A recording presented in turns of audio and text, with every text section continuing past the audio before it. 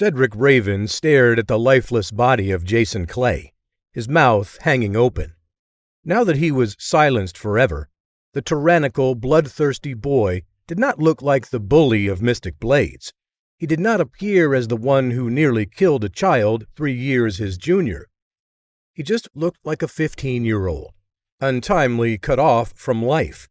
The expression frozen on his lifeless face was one of pure shock. Nathan Hayfield and Baylor Graham stood there above the vanquished Clay. Nathan, basking in triumph, and Baylor clutching his slightly cut neck. A trickle of blood ran between his fingers. Cedric shut his mouth and glowered at these two. Meanwhile, students from Mystic Blades stood around the clearing and started murmuring to each other. Since when was Nathan Hayfield so powerful? He defeated Jason like he was nothing. He caught him by surprise, that's all. Are you sure? Nathan doesn't have a drop of blood on him. Cedric shook his head, clearing it. He barked at Merrick Symington. Immediately, the 50 students watching went silent. You, report this to the headmaster Blackwood immediately. He will wish to alert the Clays that their younger son is dead. Merrick ran off without delay. Cedric whirled on Nathan and Baylor. He folded his arms and wrinkled his nose.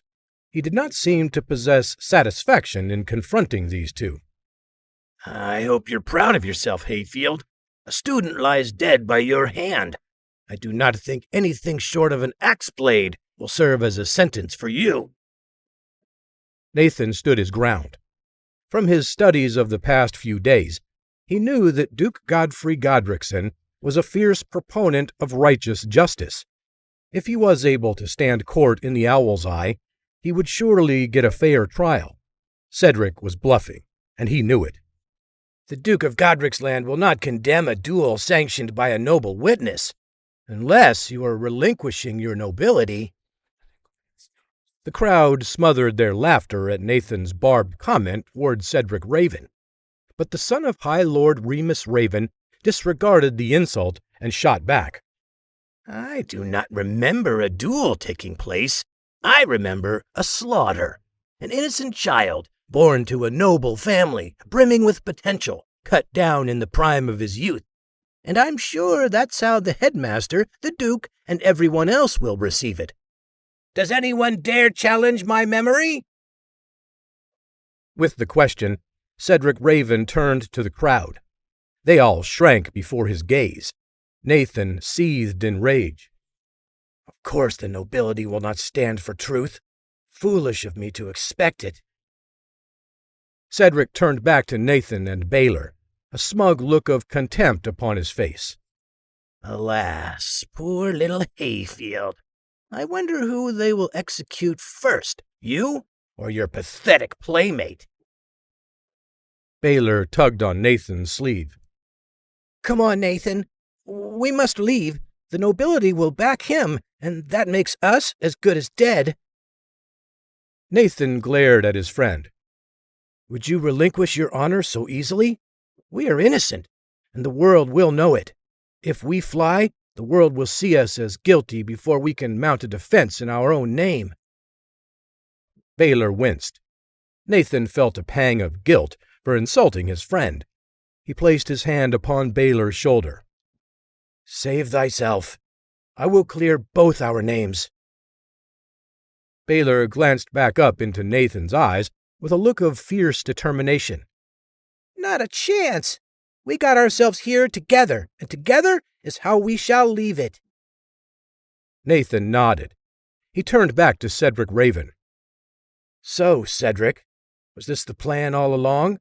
To slay me, weaken my father, and then House Raven steals our lands and titles from us? Cedric growled. A scurrilous accusation. Your titles and lands are not worth a flagon of cow's piss. Nathan laughed. I have no doubt that is what you believed, until this flagon of cow piss hurt your own ambitions. He took steps toward Cedric. Come now, little Raven. We need not wait for the headmaster or the Duke's men to settle this. We can settle it here and now." He bent down and pulled his knife out of Jason Clay's skull. Nathan took a corner of the dead boy's tunic and wiped his bloody dagger off on it. All the while, his eyes never left those of Cedric. Cedric began to feel uneasy. Nathan Hayfield was clearly much more powerful than he seemed. He began to doubt whether he could match someone who slew Jason Clay so easily. "Dost thou challenge me to a duel? On the heels of one that just finished?" Nathan stood and nodded. "Aye. Come on, Cedric. Why do you not show me how a real spiritual warrior defeats his foes?" He then lowered his voice dramatically. "Or art thou too afraid?" Some shouts and jeers came from the crowd. "Aye, Cedric! Show him! You will not be taken off guard as Jason was. Wipe the smile off that little murderer's face." Cedric clenched his jaw. He opened his mouth, just about to respond, but before any words could issue from his lips, a booming voice cut him off. "Stop this! In the name of Duke Godrickson!" Headmaster Drogan Blackwood marched into the clearing, followed by 6 of Godrickshaw's guards. His cloak trailed behind him as he towered over Nathan and Baylor. "Nathan Hayfield and Baylor Graham, how dare you two stain the name of this academy with a foul murder?" Nathan smiled tightly at the headmaster. "Headmaster, so good of you to join us. I'm amazed you could make the time, considering how dedicated you are to avoiding interference in duels between students." A shocked gasp passed through the crowd. The students assembled were shocked that Nathan could be so bold as to challenge the headmaster like this. Nathan felt Baylor tense at his side, but he nevertheless continued. "But I suppose if the son of my wealthy patrons died, then I'd be forced to play nice." The headmaster colored at Nathan's flagrant accusations. "Such impertinence, boy! To call this a duel? Look at you! You are unscathed, and Clay is cut to ribbons. This clearly shows it was wanton murder. Guards, arrest these boys!" The guards took a step forward, but Nathan held his hand up. "Certainly the sworn men and women of Godrickshaw would not arrest innocents without hearing their plea." The headmaster scoffed, but the guards held their place as Nathan continued. "According to the Calandrian Code of Dueling, a sanctioned duel is any duel that takes place witnessed by a noble. Such duels are protected by the rules of honor." The headmaster glowered at Nathan. "So you did your reading while you recovered. I am impressed, considering how mediocre a student you were. Very well. Who was the noble who witnessed this duel?" Nathan pointed a finger at Cedric. Headmaster Blackwood turned toward Cedric incredulously. "Well, Cedric, what say you? Did you witness said duel?" With barely a breath's pause, Cedric Raven responded. "I'm afraid not, Headmaster. The young vagabond is grasping at straws." The headmaster whirled on the assembled students. "Did anyone see the sanctioning of the duel that took place?" At that moment, all of the Mystic Blades students took a very keen interest in their boots. The headmaster grunted in frustration. Baylor stood forward. "I can witness."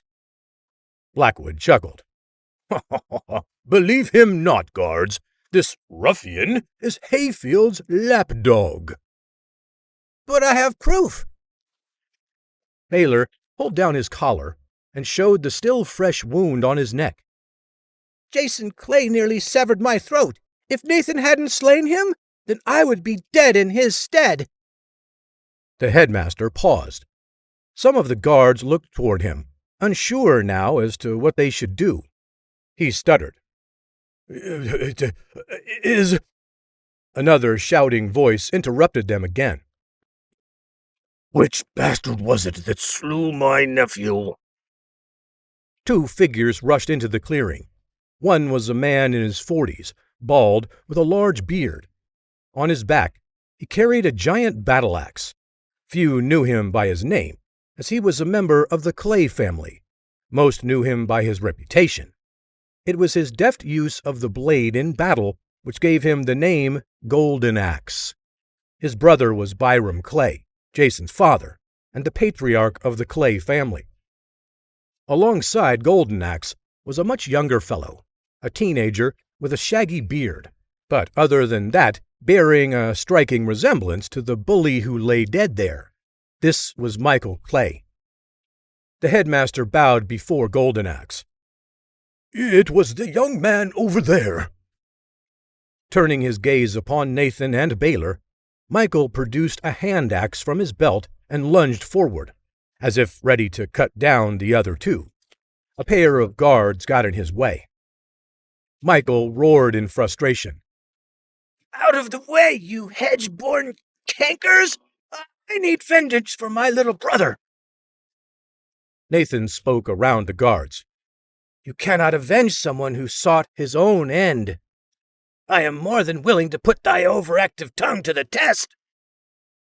Golden Axe placed his hand on his living nephew's shoulder. Calm thyself.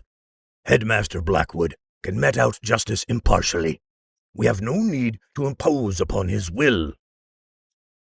Nathan laughed.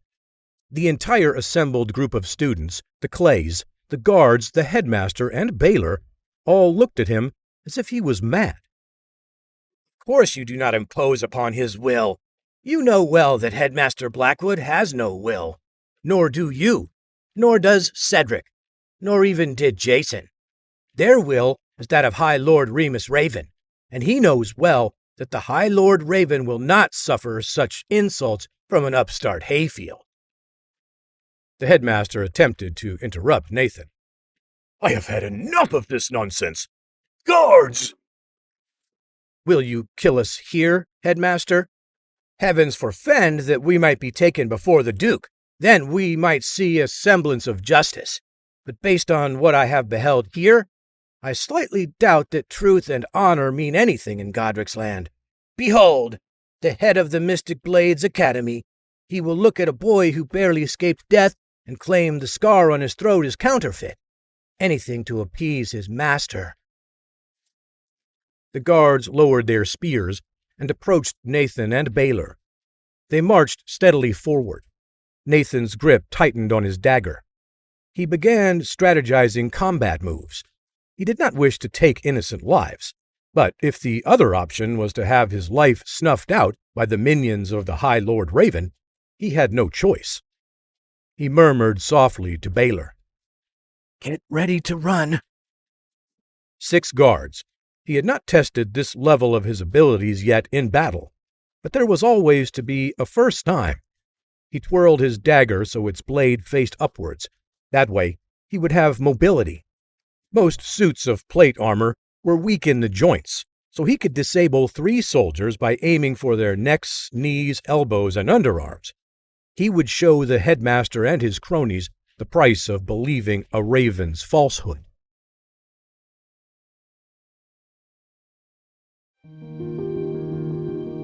Please subscribe to the Pocket FM YouTube channel and press the bell icon for instant notification. Check out our channel for more such exciting shows.